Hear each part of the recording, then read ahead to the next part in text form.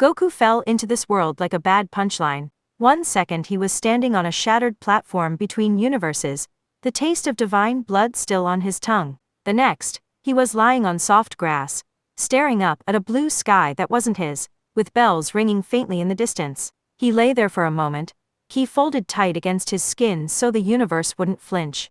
New place, he muttered. New rules. He sat up slowly. Magic hummed under the ground. Not ki, not godly energy, something more bartered, structured in circles and contracts. The town around him felt small but busy, human lives flickering like candles. At the edge of his senses, 3 presences loomed. Hot and proud, cold and ordered, frayed and curious. Heaven, hell, something in between. He snorted. Cute. He walked toward the nearest noise. Kua Academy should have been normal. Rows of classrooms, hormone-choked idiots, club posters peeling on the walls. Goku walked through its gates in a borrowed uniform, collar loose, hands in pockets, while his forged record sat quietly in the main office thanks to a mildly terrified fallen angel who tried to scan his soul, and nearly passed out. He ignored the stares. He did not ignore the magical pressure pulsing from the old school building. It was there he met Ria's Gremory. She stood in the clubroom like she owned the room, and the sky above it. Crimson hair falling like a banner, blue eyes weighing him with the same precision he used to measure an opponent. You're not human, she said. He nodded. You're not subtle. Akino laughed softly behind her, lightning purring along her fingers. Kaneko stared from the couch, small and still, aura coiled tight. A blonde pretty boy smiled politely over a teacup. Issei in the corner tried not to drool over the way Ria's blouse fit. What are you? Ria's asked. Goku met her gaze, a cold, amused spark in his eyes. Strong, he said, lightly spoken. Not a boast, but a fact. Her magic bristled. By the end of that first meeting, he'd refused her peerage offer, broken 3 reinforced training dummies with casual taps, and walked out with a warning that made the room's temperature drop. I don't answer to devils or angels, he'd said. I picked this town because it looked interesting. Try to chain me, and I'll break the links. Threaten what I decide is mine. His smile had turned almost gentle. And I'll break you too. Akino shivered. Ria swallowed. Kaneko decided, quietly, that he smelled dangerous and safe. They met Asia in blood. The abandoned church reeked of iron and fear. A half-fallen cross leaned over shattered pews, and in the center, a girl in white knelt over Issei's half-dead body, hands glowing with soft green light, while a fallen angel sneered from above. You're still useful, Asia? Rainer cooed. Even after heaven threw you out. How ironic. Asia's power washed over Issei, knitting flesh, restoring breath. When it flowed toward Rainer, it blackened, recoiled. She didn't flinch. Goku watched from a broken balcony. He folded thin. He'd told Rias to wait outside. New world, new script, he'd said. Let me see how this is supposed to go. He watched Rainer kill Asia. Watched Issei scream. Watched the boosted gear roar awake in grief and rage. Red light bathing the chapel. He let it get that far. Then he moved. One instant Rainer was raising a spear of light to finish the job. The next, there was a hand around her wrist and a calm, disgusted voice in her ear. You really thought this was impressive. She never saw the punch. The wall did. He hit her once, just once, and the fallen angel went through stone, through pews, through what was left of heaven's architecture. She hit the ground outside in a broken heap, wings twitching. Goku dropped to his knees beside Asia's body. Blood soaked her habit. Her fading aura still clung to Issei. She looked up at him, eyes foggy, lips forming a prayer out of habit. Gee, God? No, he said, voice soft and oddly kind. Just me. He pressed his palm to her chest. Ki flowed. Not holy, not demonic. Something older and simpler, raw life, hammered into shape over a lifetime of refusing to stay down. Come back, he said. She did. Later, as Rias reincarnated her under devil law and Asia cried into his shirt, he sat with his back against the ORC's couch, and let her sob, one hand resting carefully on her head. Why? She whispered. Why save me? I'm nothing. He looked down at her. You got thrown out for healing the wrong person, he said. Then you tried to heal the one who killed you. He shrugged. That's not nothing. That's stubborn. Her fingers gripped his sleeve. He didn't pull away. Training with Goku redefined pain for Kua's devils. In the field behind the school, under layered barriers, he faced them one by one. Kiba's sword shattered against Ki-hardened fingers. Akino's lightning bent, twisted, was thrown back until she learned to twist harder. Kaneko's punches landed against his chest like honest, clean knocks. He took them all, eyes never leaving her face. You're strong, he said, for this world. But you're still holding back more than me. I hit you with everything, she muttered. Not your fists, he said quietly. Your aura. You're always braced, like you're waiting for someone to flinch away from what you really are.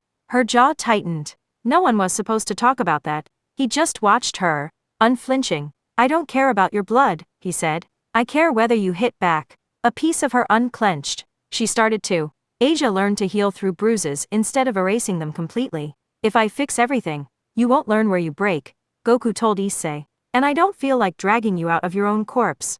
Riaz watched from the sidelines, a mix of irritation and reluctant admiration simmering under her skin. He was making them better, not as pawns, as people, and they were gathering around him like planets around a new sun. I'm still your king, she told him one night on the rooftop. He smirked. Take better care of your kingdom then. Her fingers brushed his sleeve. Help me, she said. He looked at her, the pride, the chained engagement, the way her shoulders squared even when her heart shook. His gaze softened almost imperceptibly. I already am.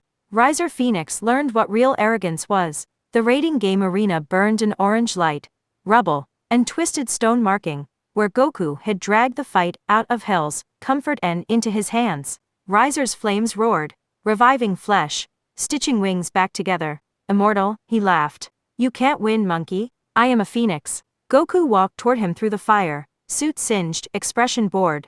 Immortal? He echoed.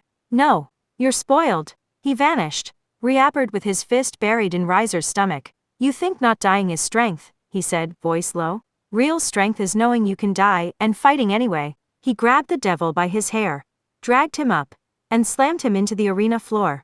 Again. And again. Each impact drove the recovery slower, the flames more frantic. Finally, he leaned down and spoke into Riser's ear. You don't get to decide Ria's future, because your parents signed a paper, he said. You can wake up when you understand that. The last punch sent Riser into blessed, healing stasis. In the stands, devils whispered in outrage and fear.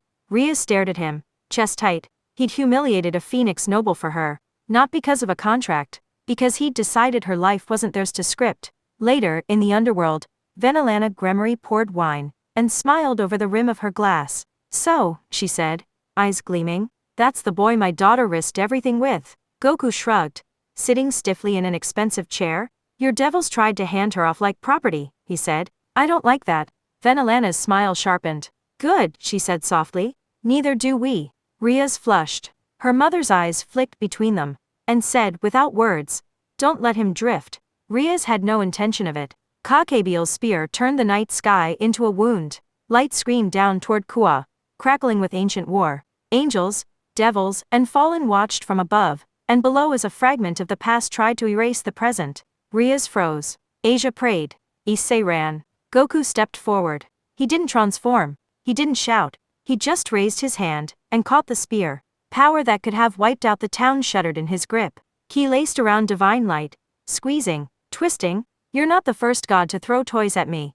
He set up at Kakebiel. You're not even a good one. He crushed the spear. Pieces rained down like broken stars. The shockwave flattened trees, rattled windows, made devils and angels alike stagger. When the dust cleared, Kua still stood. Ria's knees nearly buckled. Goku stood in the street, suit jacket fluttering, eyes cold. Stay away from my sky, he told Kakebiel. The fallen general laughed, furious and ecstatic, and threw himself down anyway. The fight that followed rewrote everyone's comprehension of strong. Volley Lucifer dropped through a conference window, because of course he did. The peace summit trembled as he hovered in the shattered frame, white dragon armor glowing. Albion's aura coiled like a predator. Yo, he said. I'm here for the Saiyan. Three factions bristled. Goku smiled. They took it outside.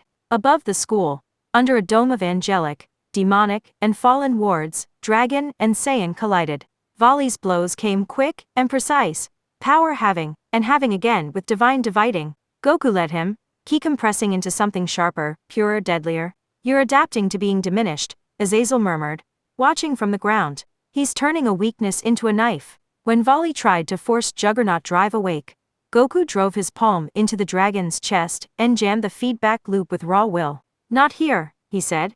Not over my town. He broke Volley's armor instead. When it was over, Volley lay in a crater, laughing through blood. I'll beat you next time, he said. Goku smirked. Get stronger, he replied. Or the next time'll be boring. Riaz watched him through cracked glass, heart pounding in fear, pride, and something aching and hot. He looked up. Eyes softened when they found hers. He crooked a finger. She came. Chaos Brigade learned the hard way what mine meant. They chose the abandoned chapel. Old wounds. Old doctrine. Asia knelt there again, not praying, just remembering. The sigils that flared around her feet were wrong. Twisted echoes of holy symbols. Cloaked figures stepped out. Excalibur shard humming. You're an asset, they told her. Healer. Bait. She gripped her staff with trembling fingers and whispered anyway. I'm not alone. They laughed. Goku answered. He took their spells, their dragon-twisted chains, their corrupted light, and turned them back. He shattered their shard, their barrier, their leader. He held Asia as she shook and promised in that same calm, terrifying tone. They don't get to write your story anymore. Not them. Not heaven. Not Chaos Brigade. Just you. When they fled, they carried a new warning back into the dark. Don't touch Kwa. There's something there that doesn't care about gods. Night on the ORC rooftop felt different after that. Goku sat on his usual ledge, shirt sleeves rolled, the town humming below. Riaz leaned against the railing beside him, hair like a comet slice in the dark. Asia sat to his left, fingers worrying her staff charm. Kaneko leaned against his leg like a small, possessive cat. Akino perched nearby, eyes reflecting starlight. After everything, Riaz said, watching the sky, what are we to you? He looked at them. You're greedy, he said. Asia squeaked. Sorry. Don't apologize, he said. You want my power when things go bad. My warmth when you're cold. My presence when old ghosts wake up. He shrugged. I like it. He gestured around. I'm greedy too, he added. I came here for a good fight. I found that. But I also found devils who fought their own blood. A healer who got thrown out of heaven and kept healing anyway. A cat who hides claws until it matters. A priestess who laughs with lightning. His gaze softened. You gave me something I haven't had in a long time, he said. Reasons to care what tomorrow looks like. He pointed lightly. You to Asia are my light. Not temple light, the kind that gets back up. You to Kaneko are my anchor, and my warm pillow. You to Akino are my mirror. Power and hurt in the same skin. Then he turned to Riaz. And you, he said, are my king. The first voice I hear when the sky cracks. The territory I claimed because you chose to stand on it. Her breath hitched. Then you're ours? She asked. Not as a piece. As family, Asia whispered. He considered the word. Smiled. Yeah, he said. Family. Mine. And I'm yours. Not because of contracts. Because I decided it. Riaz stepped closer, hand finding his chest. Feeling the steady, stronger than God's beat beneath. Then we'll walk with you, she said.